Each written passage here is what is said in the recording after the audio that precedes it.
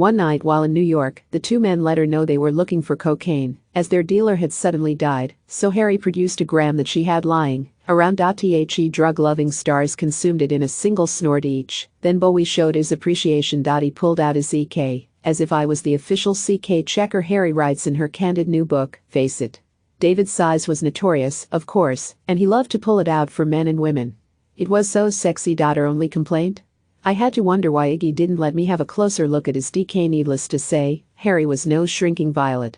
She also recalls how she gave one-time boyfriend Penn Jillette the idea of having his jacuzzi's water jets custom positioned for clitoral stimulation. Penn patented the orgasmatron tub, Harry writes. I kept expecting his wife to at least send me flowers. The singer hit it big in the late 1970s and early 80s, with songs including Heart of Glass and Call Me, but her path to new wave infamy was littered with drugs, gunplay and a weird run-in with one of the world's most notorious serial killers. Late one night in the 70s, while walking through the not yet gentrified Lower East Side, en route to a party for the New York Dolls, Harry accepted the offer of a ride from a handsome man in a small white car. Once inside, though, she was alarmed to discover the driver had terrible body odor, and the window would not open beyond a crack. Panicked and operating on instinct, she wedged her hand into the crack and opened the door from the outside. Peace set off, the driver made a sharp turn that propelled her from the car. She rolled onto Thompson Street and walked to the party. Years later, Harry read a story in a Newsweekly and realized the stinky driver was serial killer Ted Bundy. The article described the modus operandi of how he got his victims, and it matched exactly what happened to me, she writes. The hairs on the back of my neck stood up. My story has been debunked since because Bundy is said to have been in Florida at the time and not Nick. But it was him. It was not her only brush with danger. Following a performance with the Ramones in Los Angeles, Blondie got invited to the home of gun-loving record producer Phil Spector, who would later serve time for murder. With a Colt .45 in easy reach, he went from entertaining his guests with W.C. Fields' impressions to sitting at the piano and playing the Ronettes' greatest hits. He pressed Harry to sing along on songs like Be My Baby, even though she was trying to preserve her voice. Phil took out his gun, stuck it into the top of my thigh-high leather boot, and said, "Bang, bang," writes Harry.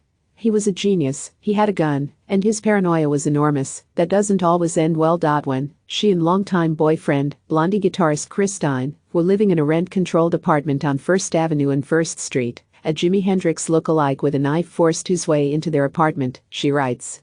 He tied them both up before gathering Stein's guitars and cameras, but turned down their offer of the LSD they kept in the freezer. The robber then forced Harry to have sex with him and offered a parting salvo. "Go clean yourself up." Looking back, Harry writes, "I'm very glad this happened pre-AIDS, or I might have freaked.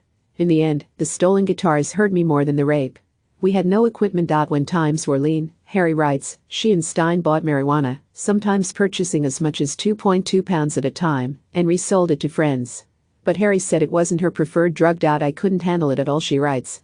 "I'd find myself either floating above my body in a state of blank catatonia or in complete paranoia." In 1983, Stein came down with a debilitating autoimmune disease called pemphigus vulgaris, which causes painful blisters to develop, and he spent 3 months in Lenox Hill Hospital.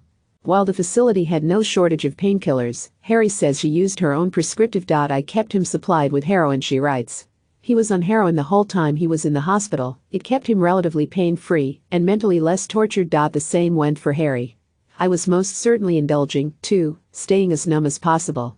Only she was adding cocaine to her regimen, even though she didn't love the drug. I didn't care for coke too much. It made me jittery and wired, and it affected my throat," Harry writes. To make matters worse, while Stein was ill, terrible contracts, bad business decisions, and neglecting to pay taxes came home to roost. The IRS took away everything they could get their hands on, Harry writes, including Harry and Stein's health insurance.